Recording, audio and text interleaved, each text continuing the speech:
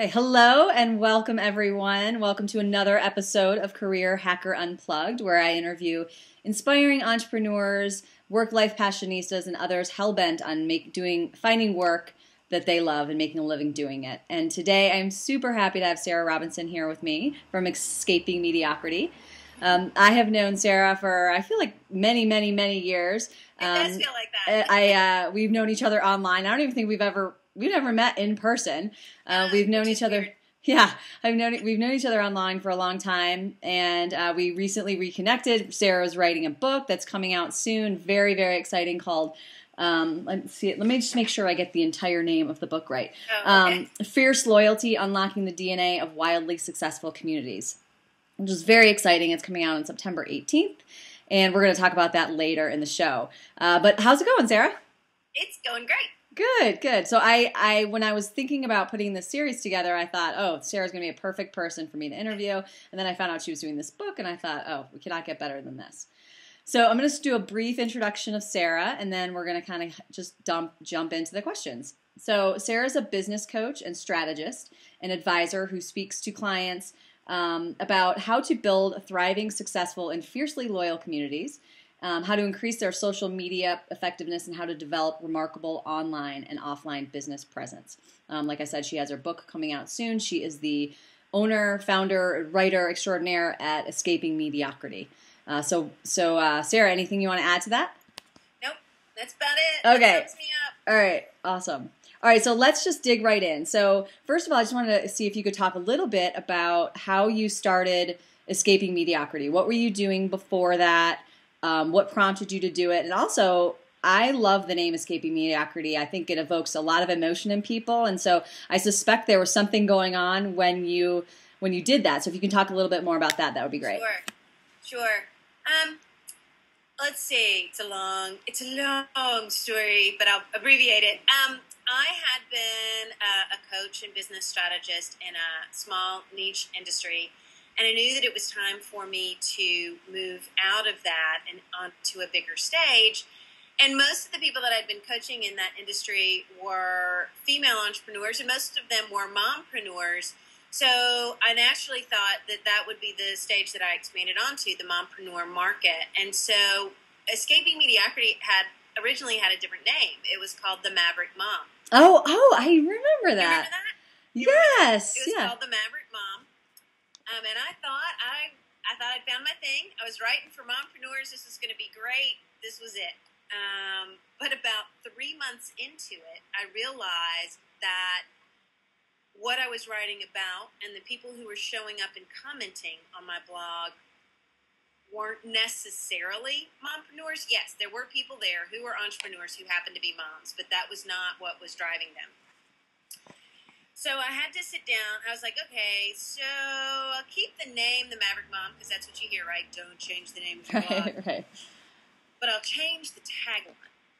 So for a while, it was The Maverick Mom, Escaping Mediocrity, One Adventure at a Time. So I wrote like that for a while.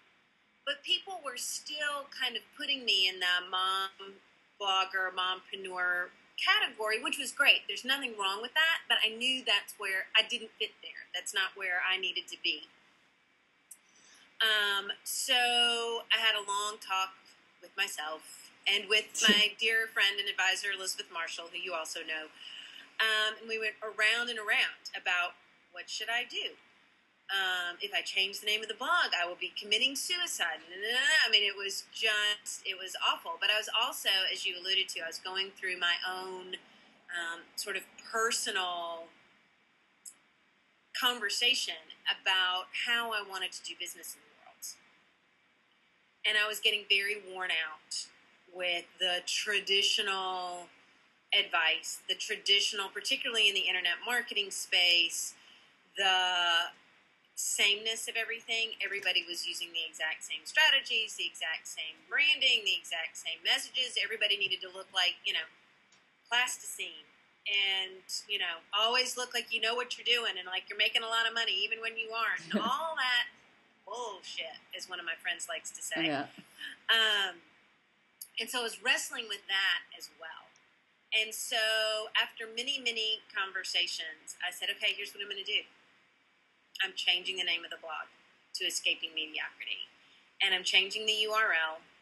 And I'm changing, I'm doing all the things you're not supposed to do. Mm-hmm. But I didn't care because I knew at the time, I knew there were at least 3 people who would read it and follow me to Escaping Mediocrity. And I had a real sense of rumblings from other people who were feeling the same way that I was feeling about this, hate to use the word deceitful, but at times very deceitful kind of strategy conversations that were happening and coming from the guru marketplace, if you will. Mm-hmm.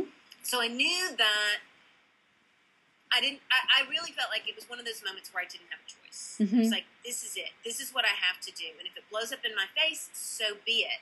But I'm simply not willing to do anything less. Right. So I changed the name of the blog. I changed the URL of the blog.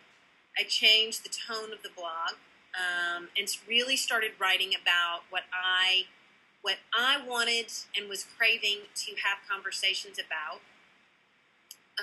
and that I had a feeling, at least, like I said, 3 other people I knew were craving to have conversations about. And so that's what gave rise to Escaping Mediocrity, and that's when that huge shift happened. Yeah, absolutely. It happened for you dramatically, right? I mean, what happened when you made the shift? Yeah. Way more than 3 people came, right? Like you finally felt like you were in alignment with what you were in alignment with what was going on in your head. You were in alignment outside, so that made a lot more people come, right? Right. Good. So on your blog, one of the things that you say is that one of your beliefs is that you get to choose how you live. So live boldly. And I know a lot of my readers and clients would love to live that way, but they get sort of stuck and taken out by obligations, other people's expectations, choices that they've made in the past. So, what advice would you give to other people when it comes to that, who are feeling stuck and who have a hard time choosing the life that they really want for themselves? Start small. Great advice. Make a bold choice about what to have for dinner tonight. That's good. It's a totally different way of looking at it, right? Yeah, start there. You don't have to change everything at once. In fact, I don't recommend that you do. You'll scare the mess out of yourself and everybody around you if you do that. So start small. Make bold choices for yourself in areas that don't feel quite so threatening. Try something new for dinner. If you see a shirt at a store that you love, buy it. Just buy it. Just buy it. Yeah. Doesn't matter. It doesn't matter what other people think. Just buy it. Small things. Start with small things. Because one of my favorite stories, I'm a big storyteller, as you know. That's pretty much what I do on Escaping Mediocrity. I just tell stories. One of my favorite stories is about how transatlantic ships turn around in the ocean. Do you know how that happens? No. Okay, they have these huge rudders because they're a huge ship, right?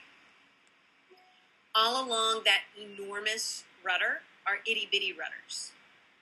So when the captain wants to turn the ship, if he threw that entire rudder at one time, the ship would capsize. Plus, he'd be pushing against an entire ocean, which is, kind of hard to do. So he starts making tiny shifts in those little rudders. And then once all those little rudders are thrown, it's turning the big rudders a piece of cake. That is great Great analogy. I love it. Yeah. I wish I made it up. You can't make that stuff up. No. I wish I made it up. But it's a great metaphor for exactly what you're talking about. Yeah. Start making little rudders. Yeah, it's that little, I think it all comes down a lot to decision. And, you get something in your head and you're like, decide. And people they get so overwhelmed by the end point that they're anticipating and they just get stuck. And so if they can, it creates momentum. Each choice that you make, each decision, even if it doesn't end up like you think. You'll get new information. One of my favorite sayings is, I don't know what's going to happen, but something will. And something is going to happen if you take a step. So it'll inform your next one, and you'll either know I need to go more in that direction, or probably I need to go more over here. Right. But nothing will happen if you stay where you are. Exactly. That's awesome. I love that ship thing. I'm gonna have to talk about that sometime. Welcome to take it because I didn't make it up. Okay. So one of my favorite things that you've said is that we weren't here to put on this earth for the sole purpose of pursuing our own individual happiness, and that we were put here to bring our unique gifts and talents to the table and make the world a better place. Did I say that? You make it sound so smart. You really did. It's actually right there. You said it. I totally agree with you. But could you talk a little bit about how this belief drove you in the beginning, and how it sort of informs your blog and your business and serves you today?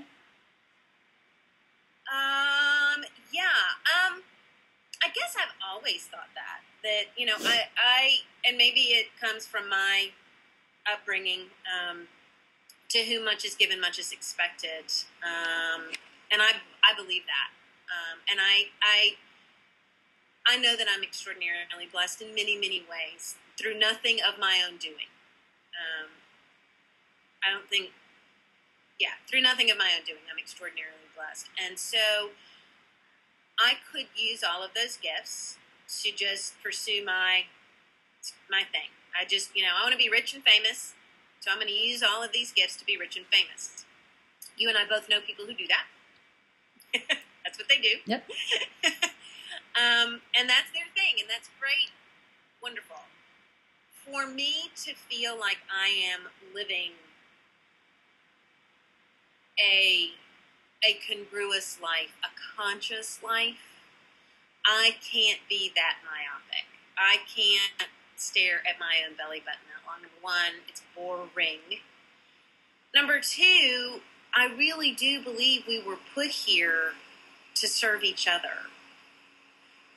I don't believe we were put here to serve each other in a way that harms ourselves at all, but I think we were put here to live in a community and to serve one another with our own unique talents and gifts. You have unique talents and gifts that I don't have.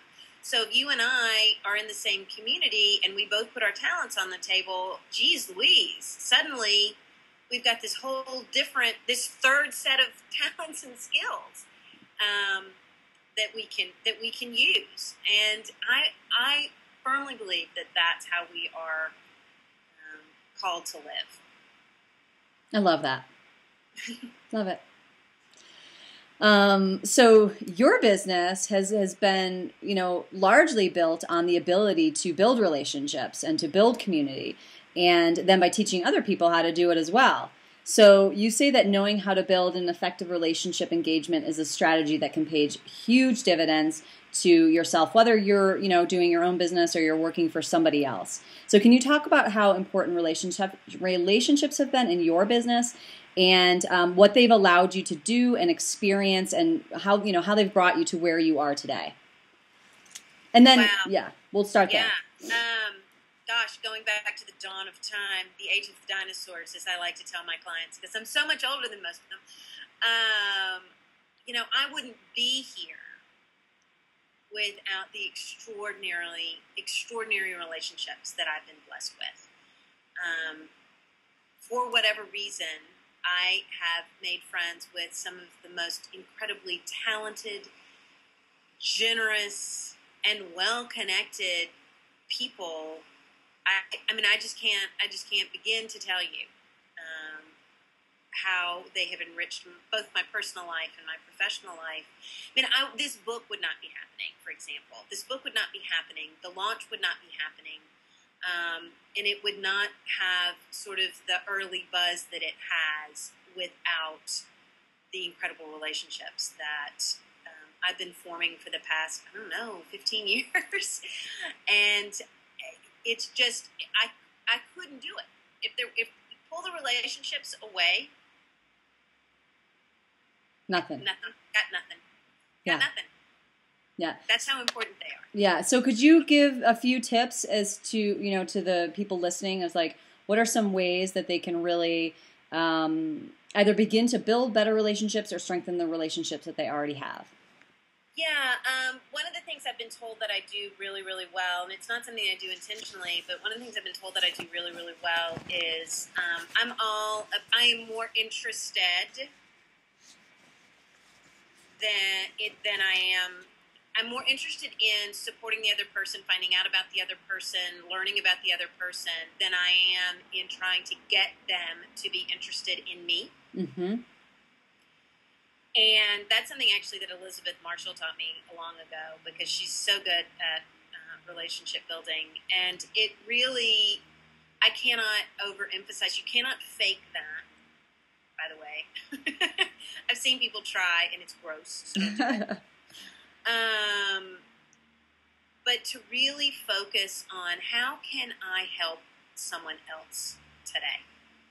Like when I get on social media first thing in the morning, the first thing I do after I say good morning to everybody, because that's just what I do, as you know, the first thing I start doing is looking for other people's stuff to share. And I share other people's stuff a ton before I start talking about what I'm up to. Mm-hmm. And I don't do that as a manipulative tactic. It's important to me that my tribe knows that there are all these really awesome people out there who know way more than I do about a great number of things. I do not hold myself up to be the expert at much of anything, really. But what I do is share really smart people and their stuff, because that makes my tribe smarter. Mm-hmm. So do that. Figure out how you can support other people. Ask them how you can help them. And by all means, do that before you start asking them to help you. Please do that. Please do that. Help before you ask someone to help you. Mm-hmm.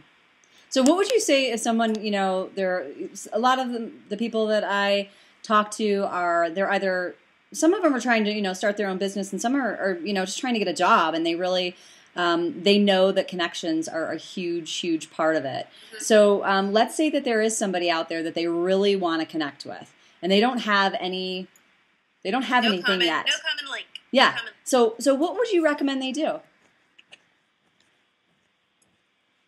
Couple of things. Number one, start supporting them however you can. If they are on LinkedIn, Facebook, Twitter, whatever, start sharing their stuff.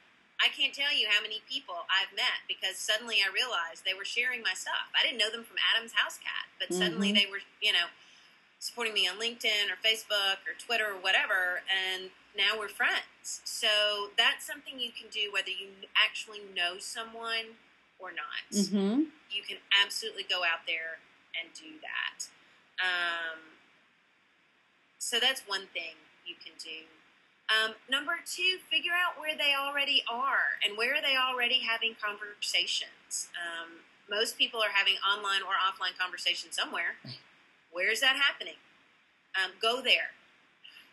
Be a part of those conversations. Not in a, hey, look at me, I want to meet you kind of way, but just in a, how can I contribute? Mm-hmm. Great. People notice that. Yeah, that's great. That's great. So I have a lot of clients that come to me and say, I would love to do X, but I feel like it's too late or I'm just too old to start. What would you say to them? Well, it's only too late if you never do it, number one. And I know that sounds very like a hack phrase, but gosh, I'm doing all kinds of stuff that people... I'm old, Melanie. Old. Right. I hope old. Not that old. I'm old. But people my age shouldn't be doing the kind... I mean, most people my age, most people who are doing what I'm doing are 20 years younger than I am. Mm-hmm. And yet here I am. Right. Doing stuff that people half my age are doing. Mm-hmm. And loving it and having success doing it. And is everything I touch a success? Absolutely not. Yeah. I got a lot of failures. We could have a whole conversation about everything I've done that hasn't worked. Right. Because there's been a lot of that. But if I sit around and fear that something I'm going to do will fail, I will sit here. Mm-hmm. And I agree. I think it's, it's one of those things that, we can talk about. And I always say, well, are you still breathing? Because if you are, you're not too old. Like you can still do it. But that's not like there's something going on, right? That's stopping them and saying like, yeah, I get that, but I'm so old, I'll fail. Yeah. That's the question. Or Right. It's too late, I'll fail. That's the piece of the sentence they're not saying out loud. Right. And I think part of it is like, listen, this year is going to go by whether you do this or not. And, wouldn't you rather a year from now be like the person, or would you rather be the person that, tried it and, it blew up in your face, or the person who's still thinking, oh, I could have. But I think it's an ongoing question for people. And I think that, you probably just don't know unless you just keep going, unless you just do it. So, yeah. And you just do the next indicated step, You just do the next indicated step. Because like you said, people get so freaked out because they're looking at this enormous objective that they're trying to reach. Another one of my favorite metaphors, I'm a rock climber, or I was a rock climber. And when I was first learning to climb, I'd get frozen mid-climb because I was looking up and the top seemed so far away, and I'd look down and the bottom seemed so far away. Oh my Lord. So I had really great expert friends who were great at climbing, and they're like, okay, Sarah, don't look up, don't look down. The only thing you have to do right now is figure out where you're going to put your foot next. Mm-hmm. The only thing you have to do right now is figure out where you're going to put your hand next. That's it. That's all. Mm-hmm. Do that. Get yourself stable, and then do it again. That's the only thing you have to do. That's great. Oh, I can do that. Right. That's nothing. It's perfectly every time after that? No, I still fell. But at least I knew what to do. Right. I think that like one of the things that I talk about is it's only big because you haven't done it yet. Every single solitary big thing, someone said it's too big, and then they got it and they're like, well, that wasn't really that big at all. So that's part of it too. So let's see here. What do you love most about what you do? Oh. It's hard. I know. You don't have to pick one. You can pick multiple things. Only one thing? You can pick more than one. Okay. I think, seriously, the thing that I love most about what I do are the people that I get to do it with. If it's, because what I do just brings people in. Like, I'm talking to people all the time. Really interesting people, fascinating people. I get to interact like this. I have a street team that I've just launched for my book, and it's, some people on it I know, some people I don't, but I get to work with them every morning on, okay, what are we going to do? Because I'm not dictating what we're going to do. I get to learn from them. What are your ideas about this?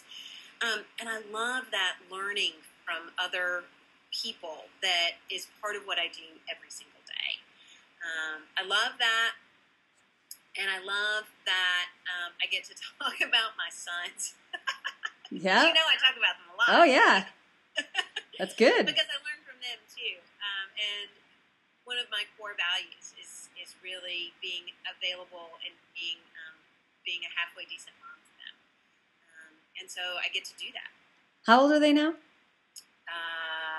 The young Turk just turned 10. Wow. 10. Wow. 10. Can you believe it? No. 10. It's crazy. It's killing me. And then the mini Turk, who so wants to be just like his big brother, is 3. Oh, so that's awesome. Busy at my house. Yes. That is busy. That's busy. Good. Awesome. Well, so is there anything that I haven't asked that you wish I'd asked? Oh, gosh. No, you've asked such great questions. Okay. No. All I will say is this.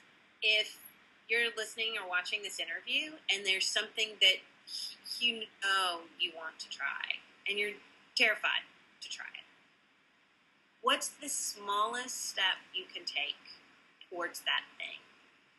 The smallest step that you can take, and it's so small you won't fail to take it.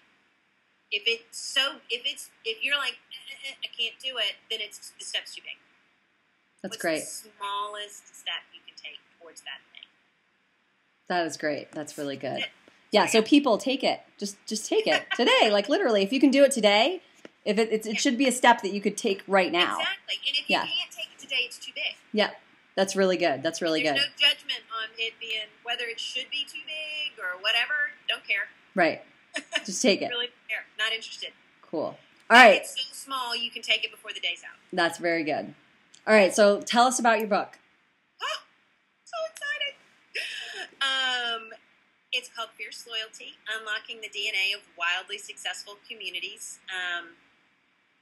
Comes out September the 18th, and I'm thrilled about it because people have often told me that that's one of my gifts, is that I can build communities really easily and well, and it seems to be so effortless. So I decided to see if it was duplicatable. Is this something that you can actually teach? Is there a model that people can look at and say, oh yeah, I can do that? So I looked at the communities that I've created over my career, and then I researched really successful communities, some that you've heard of, like Harley Davidson, others that you may have heard of, like Surfrider, others that I'm certain you've never heard of, to see, and I started pulling apart, what's the foundation here? What are the pieces that are in place in these communities? And at first I wound up with a really long list. Then I started consolidating and looking at commonalities and figuring it out and moving pieces around like a chessboard. And lo and behold, there is. There's a common DNA that all successful communities share. And I've put it together in a model that people can look at, read. I illustrate it with case studies, action steps, so that with the book in hand, anybody